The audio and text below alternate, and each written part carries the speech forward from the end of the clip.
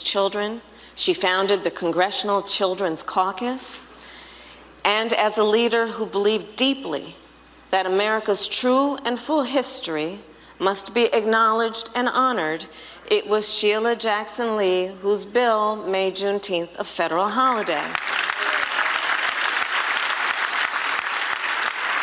which as a United States Senator I was proud to co-sponsor, and then as Vice President, it was my honor, with the President,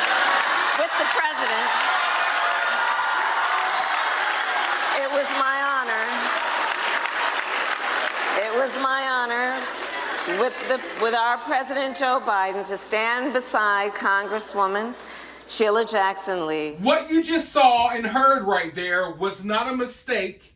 It was no accident. Don't get me wrong, they'll try to play it off as if Kamala Harris misspoke, but she did not misspeak at all.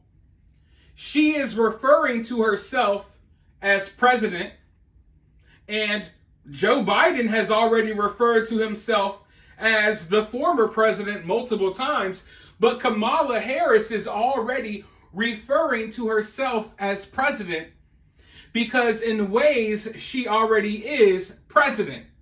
Now don't get me wrong, she's not technically president, but she's already taken over all of Biden's presidential duties, and they're pretty confident that she's going to win the election, even though the polls say otherwise. But why are they so confident? Because, folks, they still have a few tricks left up their sleeve. I mean, look at everything that has happened over the past few months, couple of weeks, couple of years.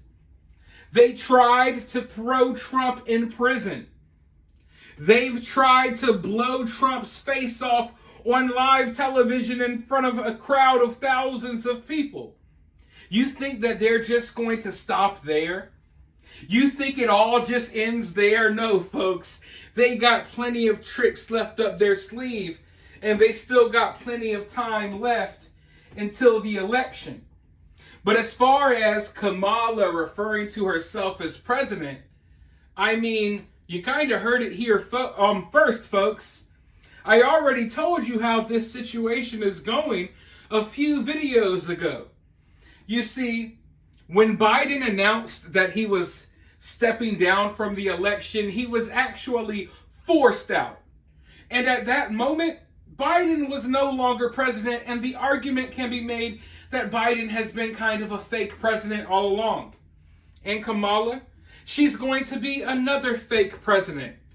But it's not going to be as obvious with Biden because, at the very least, she's still kind of alive. Biden has been a walking corpse for years. But you see, they've already ushered Kamala in, and they've already pushed Joe Biden to the side.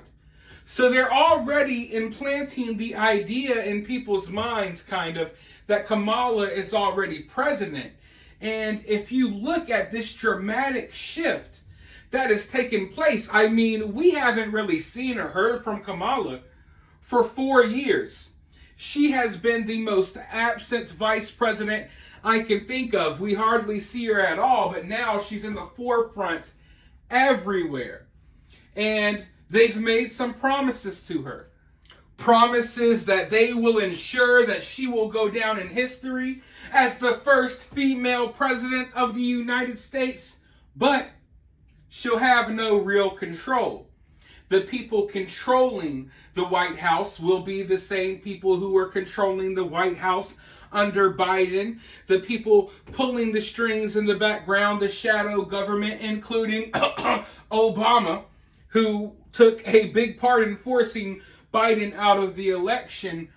But, you know, a lot of people have questioned, well, why didn't they just go ahead and make Biden step out and appoint Kamala as president right now if she's really the president behind the scenes? Well, you see, they don't want to, how can I put this?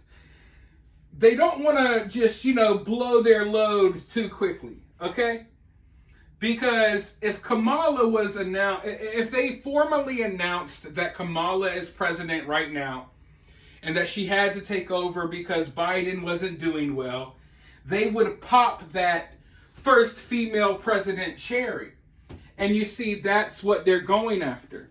I've said it time and time again. Trump is running on his policies.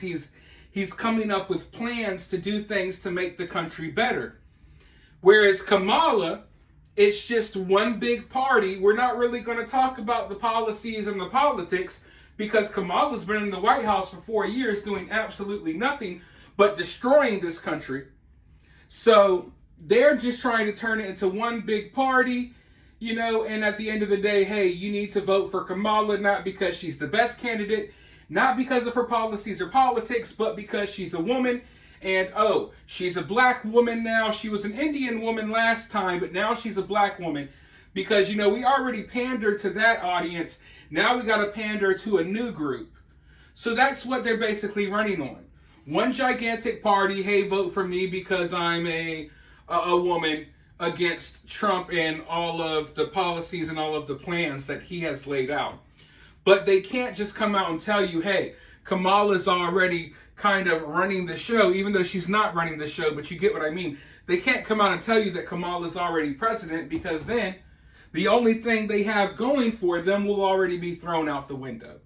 So over the next couple of months, you're going to see a lot of Kamala, and you're not going to see much of Biden at all if he even survives the next few months. But for right now, let me know your thoughts down in the comments below. While you're down there, hit that thumbs up, hit that subscribe, or ring that notification bell. And if you find yourself getting too worked up about all of this, remember, it's just political cinema.